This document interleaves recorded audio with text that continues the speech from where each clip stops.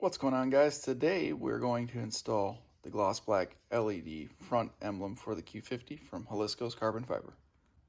Some things you'll want to have, at least it wouldn't hurt to have, a wire stripper, wire cutter, some quick splices, flathead screwdriver, and a test light can come in handy too.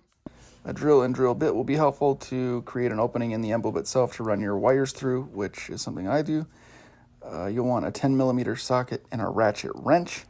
And I went ahead and picked up these wire connectors here in order to connect the grounding wire in a nice clean fashion.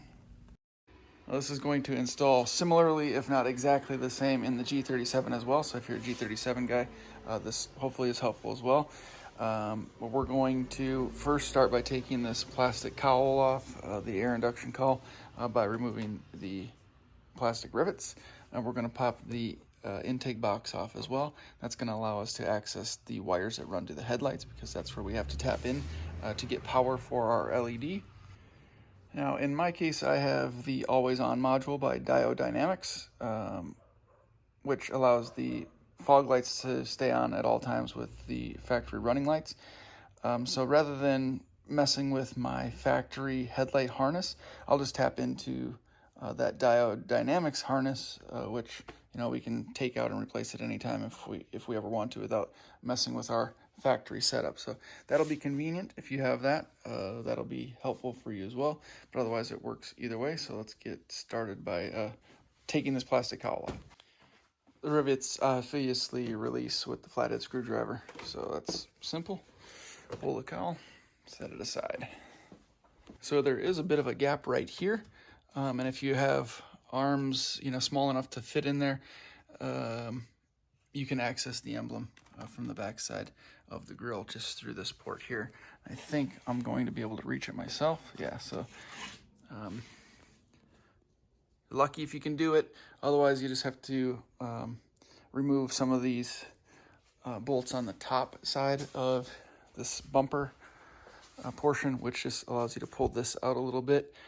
If you want to know how to do that, you can check out my video where we installed this gloss black grill that goes through all those steps, but it'll be similar steps to that. You just want to get yourself enough room to where you can pop that old emblem off and put the new one in, and that's it. So it doesn't make sense to pull the whole bumper, and it may even be worth getting somebody with small enough arms just to do it for you.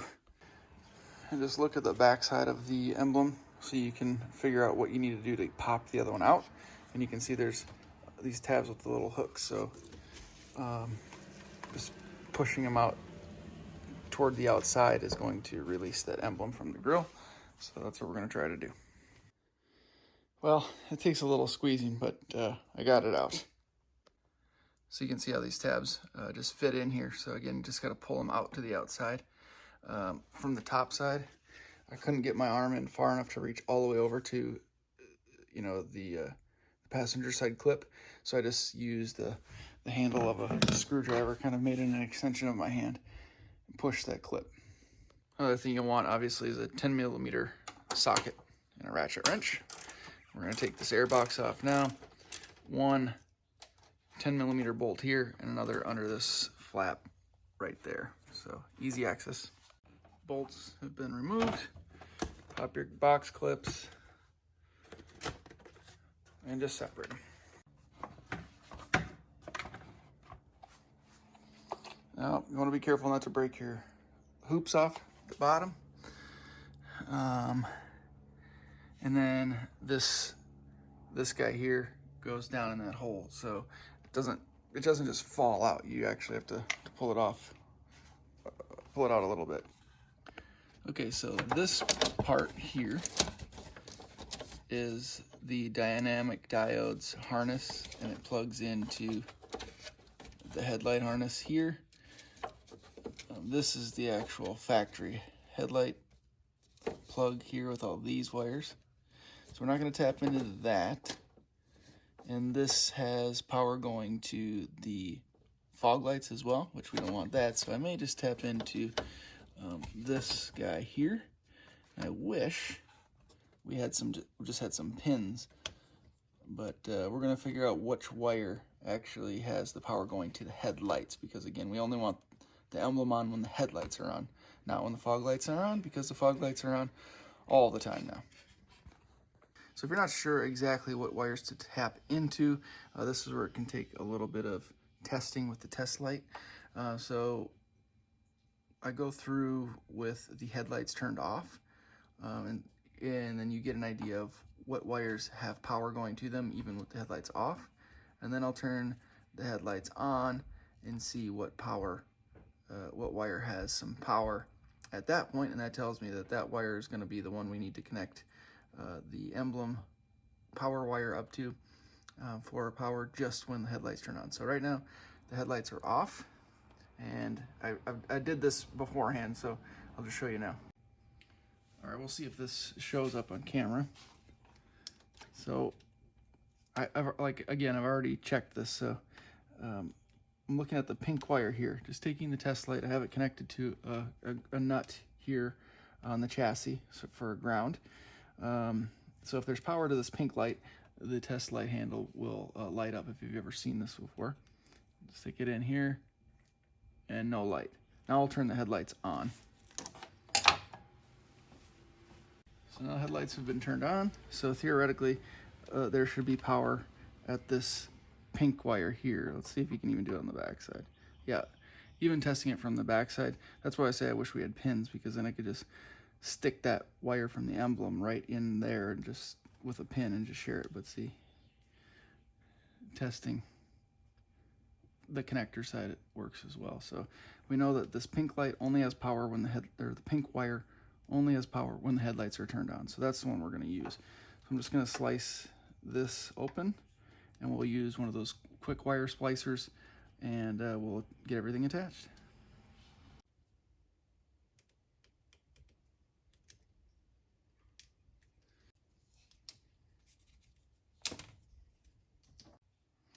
So now we have the wires exposed with plenty of room to work with. And again, we're after this pink one here below the gray. So now that we got the wires exposed and we know what we're working with, I'm going to click the Emblem into the grill and feed this wire up to where we can work with it. Probably don't need to do this, but I just went ahead and drilled a small hole here where I'm going to feed the wires through. That way everything is just clean. Easy enough. If you got a small drill bit and a drill, just do it.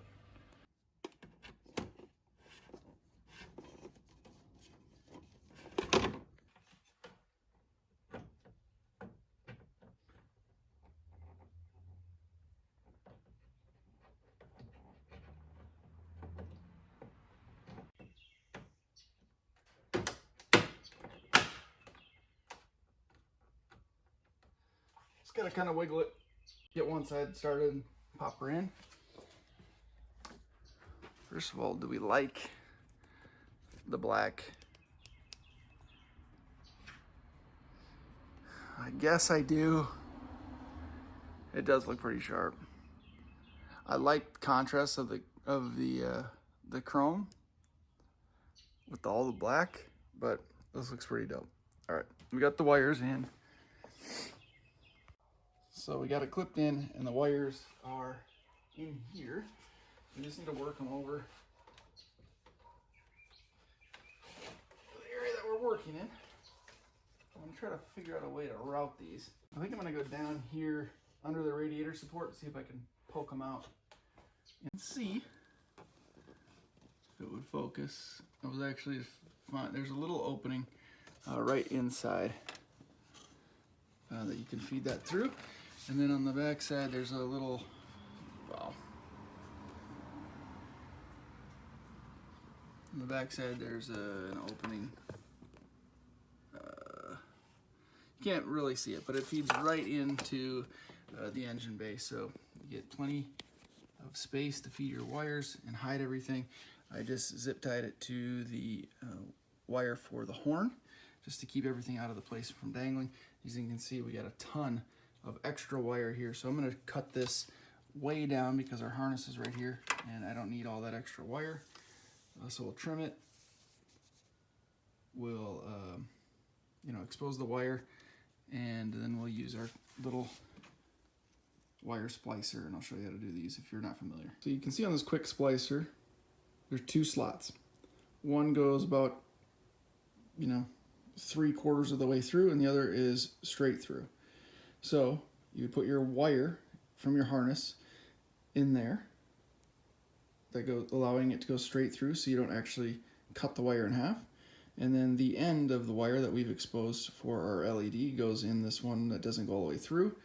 And then as you close the clip down, it presses this little metal tab through the sheath of the harness wire, and then it touches the the exposed portion of the wire from the pigtail that we got for the LED light, connecting both, completing the circuit, allowing power to go to both wires. So that's what we're going to do. So there you can see we got the pink wire fed in the one side of the splicer. Now we're going to grab the end of our red wire and stick it in the remaining slot. Alright, so both wires fed into place in the little quick splicer. I held the red one in place with a little black tape just so it doesn't pop out, because I want to take a pliers and push that metal tab down in to make sure it slices into the sheathing of the pink wire to make sure we get a good connection. Alright, you can see I pressed that metal tab down tight. Now we'll close this clip. We should have a good connection, and we'll connect the ground wire, and we'll fire it up and see if we have lights. I also got these guys here because I want to be able to connect the ground wire in a secure way. So we're going to do it right here. I'm actually going to add an extra washer to the top of this so it gets clamped down when we bolt the air box back down. So it'll be a good ground spot. So then we just, it's just like a regular wire connector.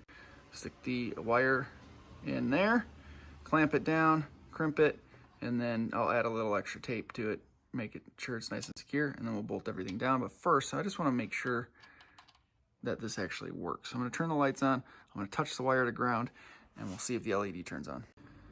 Alright, so I got the ground wire crimped into this little connector here, and this is again going to be our grounding point. I do have the headlights turned on. So what I'm going to do is just touch it here under this point, make sure we have power flowing to the emblem, which is right here. And there we go. Perfect. So we'll get this all buttoned up. I'm going to clean the wires up, tape them up, make them look nice under there. Obviously connect this passenger side headlight, and we'll get this all mounted and we'll check it out. All right, got this all nice and cleaned up, but again, for you guys that don't have the dynamic diodes always on module, which is what I tapped into here, that was a pink wire for me, this bottom wire. If you don't have the dynamic diodes always on module and you're going directly into your headlight harness, it corresponds to this bottom one. It still looks a little pink to me, but it might be gray wire. Just check it to confirm. Actually I have, hold on. I just checked with the test light. It'll be this wire right here. So it's pink or gray. I'm not sure what color this one is here for you in your eyes. Right. That one there. I just checked. It has no power to it when the headlights are off, and when the headlights are on, it turns on. And you can see the little grounding wire hidden there underneath the filter box. Can't even tell it's done. No exposed wiring whatsoever. Everything is buried down inside, all neat and tidy. We're going to get another zip tie and do the same thing with the ground wire here and get it up to the horn wire just so there's no dangling. And we should be good to go.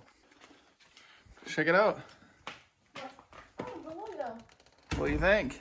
I like it. That's it? It's totally rad. It's not lighting up. Shut up. I'm kidding. No, it is. I like it.